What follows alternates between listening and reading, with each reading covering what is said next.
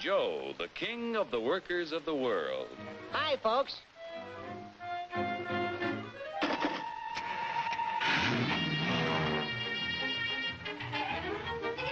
Joe's the king because he can buy more with his wages than any other worker on the globe.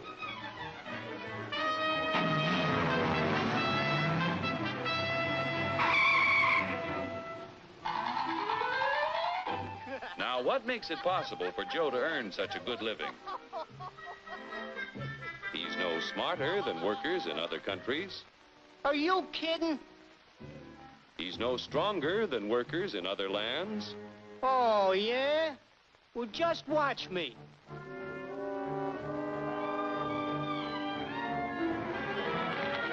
Ow!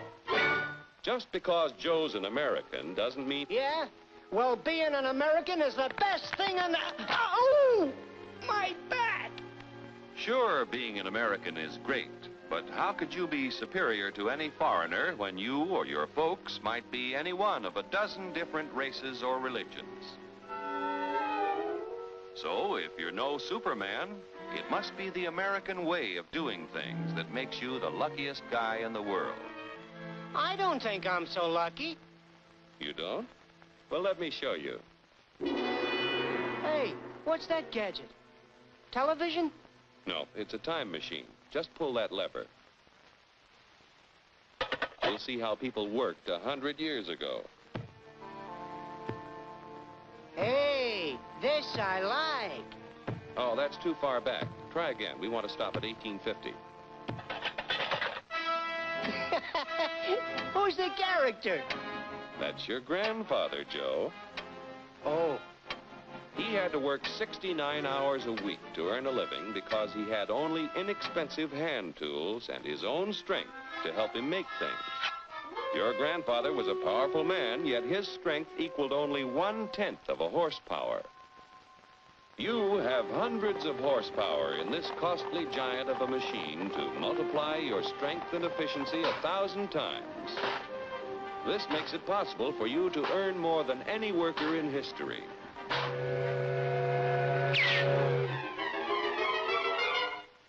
And still have leisure time each day to enjoy life.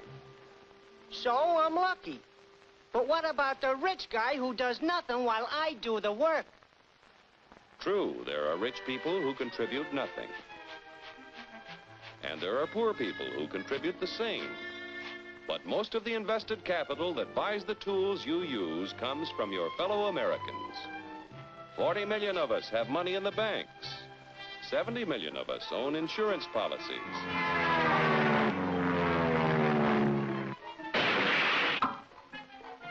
Over 15 million of us invest savings in corporation stocks and bonds, which help to finance industry. Each year, the people of America invest billions of dollars to create new plants and equipment. This invested capital buys the tools which make a man's labor worth more because he produces more.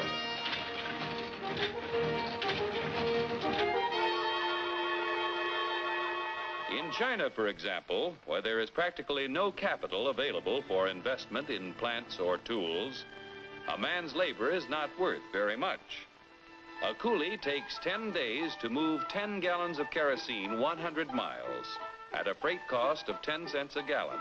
An American railroad worker takes only 2 hours to move 100,000 gallons of kerosene 100 miles at a freight cost of 1 cent a gallon. The coolie makes 10 cents a day. An average American railroad worker makes $10 a day, or 100 times more than the coolie. The average railroad worker has the benefit of a $20,000 investment in equipment. The Chinese coolie's equipment is worth only 10 cents. With constant improvement in expensive tools and the skill to use them, the value of any man's labor can be multiplied many times. Naturally, the people in this country who invest their savings with industry expect dividends. No dividends, no investments. Without new capital each year to finance new plants, tools, and equipment, labor and management would soon find themselves in pretty bad shape. Yeah, without capital to buy new tools, I might not do so good. But look what a new invention did to my grandpa. For 25 years, he knocks his brains out in the wagon works. Then along comes the gas buggy. Need I tell you what happened to Grandpop?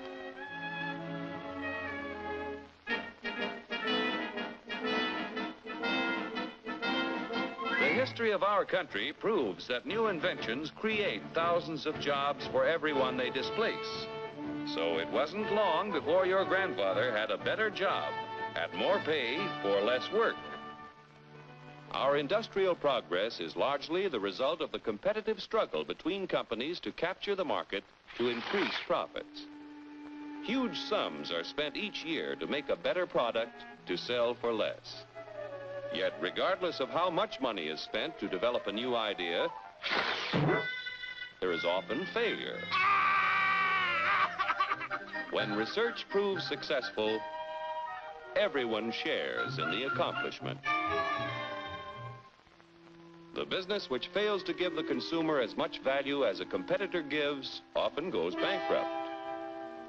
However, on a national scale, competition gives the greatest good to the greatest number by continually producing more and better goods at lower prices.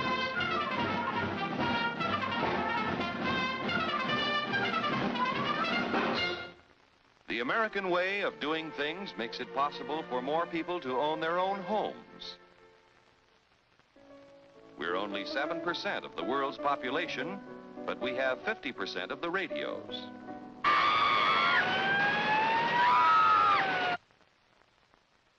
We have 54% of the world's telephones.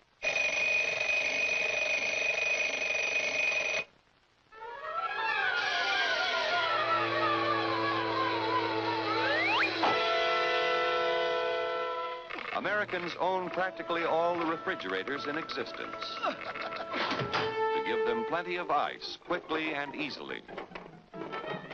Bathtubs, we've got 92% of them.